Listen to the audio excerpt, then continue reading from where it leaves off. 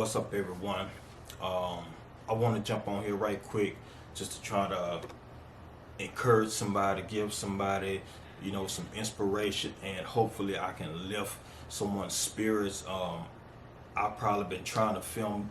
I've been trying to film this video for probably the last 2.5 hours, and everything just been going wrong. But I'm gonna go ahead and get it out there because it's very important that we learn ourselves and learn, how to protect ourselves. So I don't find it a coincidence that this is, Mental Health Awareness Month. As some of y'all might know, I was recently diagnosed ADHD 2 years ago, 37. So I'm late in the game, catching up, trying to figure out, how my brain operates and my brain chemistry. But through my research for the last 2 years, almost three, God has been revealing things to me. And I'm seeing a lot of parallels between ADHD, what some people may call an empath, and one of the 16 personalities that they have broken down, which is INFJ. INFJ stands for introverted, intuitive, feeling, and judging personality trait.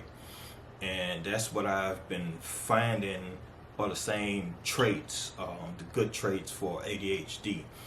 So as y'all know, I wrote a book, God, Me, and ADHD, which I broke down,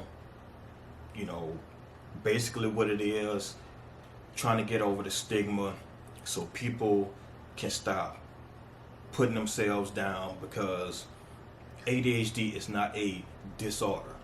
A disorder is something that you develop from something that happened to you in your life. ADHD is hereditary, meaning it's passed from parent to child, and it's a brain chemistry thing. We have less dopamine than normal neurotypical people, but it makes us who we are. We are not slow. It's not a learning disability. We just learn different. Things have to interest us. If we're in the classroom and we have a boring teacher, we don't like the subject, we don't want to learn it. Some of us, we are hyperactive, some of us are inattentive, and some of us are combined. So it's not all just one thing. Doctors have misdiagnosed, have messed up information because they were looking for certain things, but it's a much broader perspective to it. And all three, we find ourselves very creative, very compassionate, loving, and when we learn to embrace ourselves, great things can come out of us. And I see those traits paralleling with the empath, because the empaths, they feel, and they they can feel other people's pain. And the same thing with the INFJ. So with the INFJ, we are intuitive, which means we are problem solvers, which is another trait of ADHD. We are problem solvers, especially when it's something that grips us, that we are very interested in. We'll find ourselves in a rabbit hole and become experts in whatever we put our hyper focus and our attention to. INFJ is also feeling, which is the same as an empath, and people with ADHD, we feel. And we feel everything. With me, every decision I make, my heart goes into it. That's something I have to learn to kind of cut back and put in different departments of my mind and heart. But every decision that I make, my heart is involved. So I make heavy and costly decisions, because if something happens and I'm rejected, or someone doesn't want my advice, or somebody says my advice is stupid, That hits a certain nerve. And I've also found with ADHD, we are very sensitive to criticism and things that are done to us by people that we value as loved ones. So those things are magnified in us when we are hurt by loved ones. Most of us who are ADHD, we've had some kind of childhood trauma. No matter how you try to slice it, we're different. We're outsiders. People make fun. Teachers don't know how to handle us. Parents don't know how to handle us. And sometimes we're just outcasts. So we do deal with childhood trauma that I found out can be what they call complex post-traumatic stress. And that happens in kids from 3 to 15. And then also being black,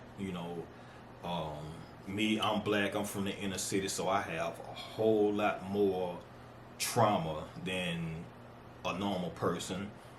Plus, I have post-traumatic stress because I have been shot.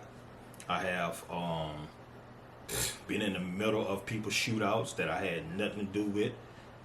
And, always having to fight. I always had to scrap, even though I wasn't raised to be a fighter. So then also being the only child, that just kind of made me a target, made me stick out, and I always had to scrap. And it was usually always a brother and a brother and a sister, or cousins, or a whole bus. I had to scrap with a whole bus one time.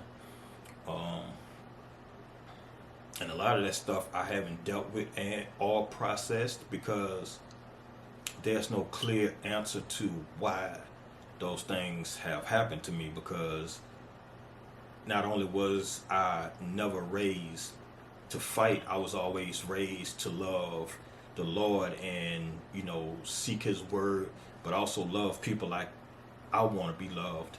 So, to get jumped by a whole bus and never having a dirty bone in my body, never doing anybody anything wrong, I still don't have answers for that. But I know I deal with trauma because I got to a point where I had to fight so much that my skills got good and I became addicted to fighting.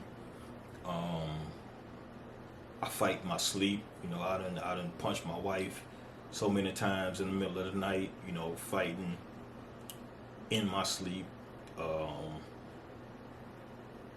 And then I'm constantly always dealing with stuff in a day-to-day life, having to be a manager and have responsibility of employees, having to have the responsibility of my family, but also constantly going through things that I don't deserve. People treat me a certain way that is unwarranted because I wasn't raised to be dirty. I didn't grow up being dirty. All of the things in my life that has happened to me haven't changed who I am inwardly. I'm more protective of myself, but I'm still kind-hearted, soft-hearted, want people to have everything that I have or even go beyond. That's just my heart and who I am. But after a while, you get burned. Bad things and tough situations build us up, but after so long, you break. You can't keep being tough and shrugging it off and doing all kind of things to make peace with your inner self. Eventually you got to talk to somebody, and not only seek professional help, but seek the help of God, because He the one made you. He the one that knows how much you can take, how much you can handle, and He also knows how to fix you. me, I've been a theological student for the last 15, 16 years, and I'm still growing. The last 2 years, I've dug out some stuff that really has been profound in my life and has me looking at things differently, because people mess things up. People have messed up um, interpretation of the Bible and Scripture.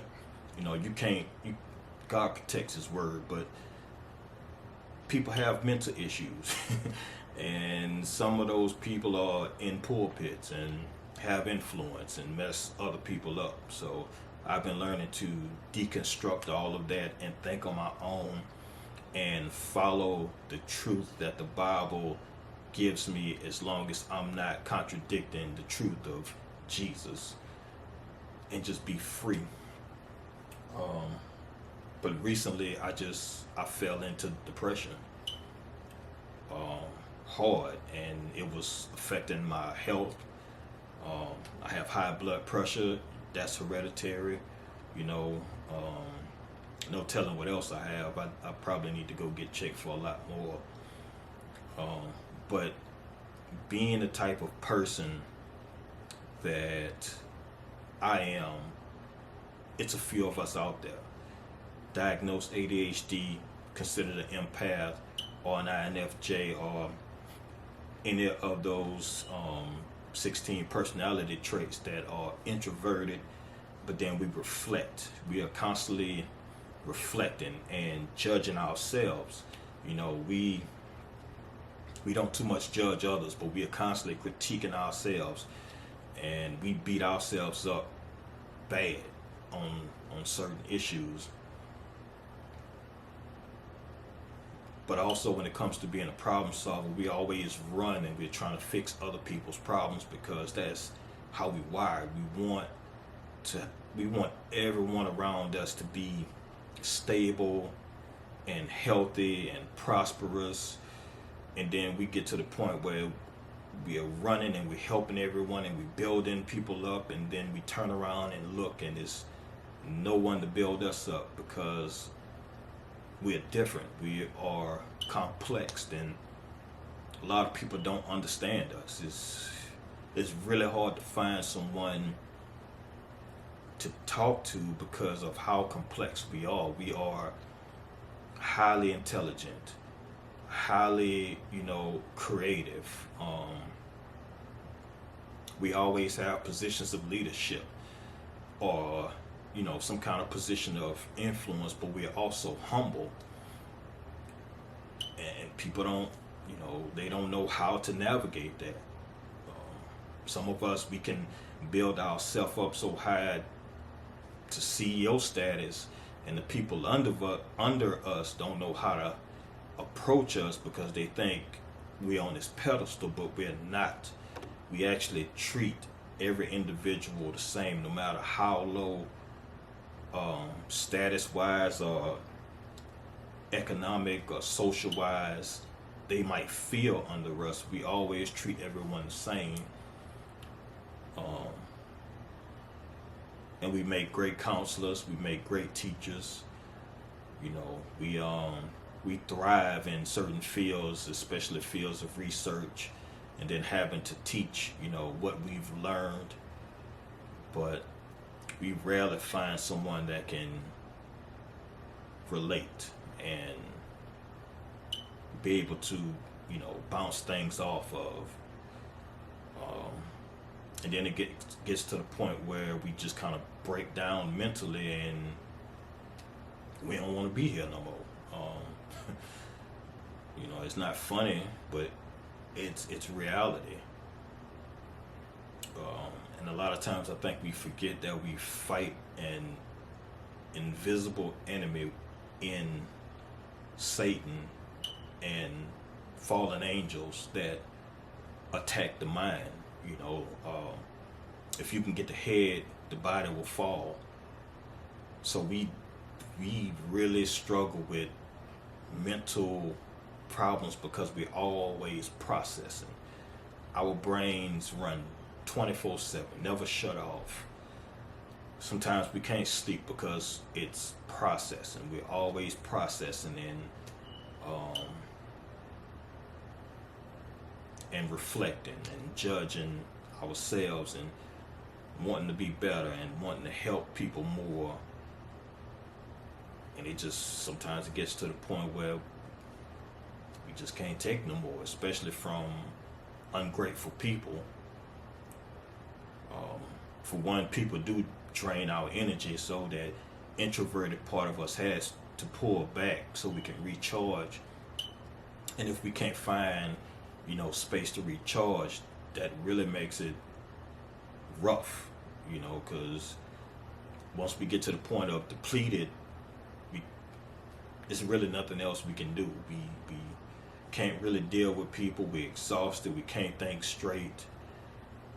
And sometimes it really does feel better to be absent of the body and present with the Lord than to be here in this broken world that we can't fix because we want to fix it.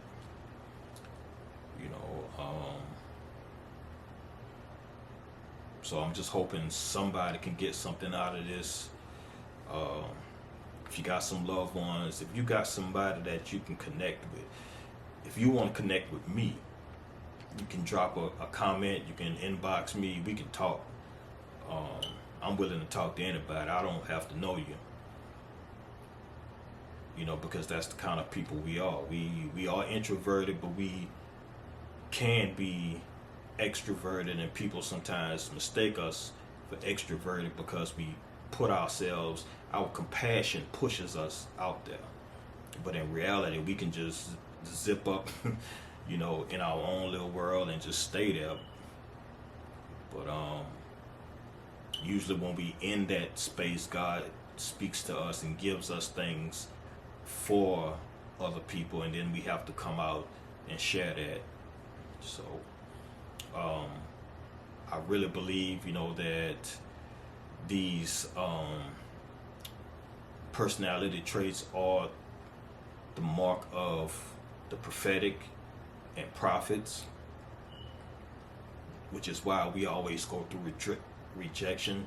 Rejection does train us, but also rejection can break us. Just like Elijah. Elijah had this great victory over, the prophets of Baal, and after that, when he heard that Jezebel wanted, him dead, he just ran off and he felt hopeless. He wanted to die.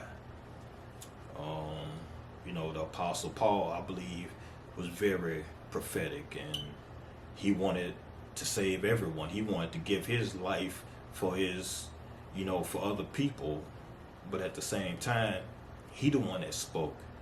To be absent of the body is to be present with the Lord, and he wanted to go to glory. He knew he was going to go to glory eventually, but he might have been wanting to go a little bit quicker because this world will break us down. So I'm just hoping that this touches someone, get somebody out of their slump, and if you got something out of this, leave a comment, inbox me. Let's talk. Let's be a community. We just lost a young lady at Southern University. I lost a friend some years ago that hit me hard, and it'd be people that you never think, that'll check out, that'll really check out. So check on your people, love your people, and I hope this blesses someone.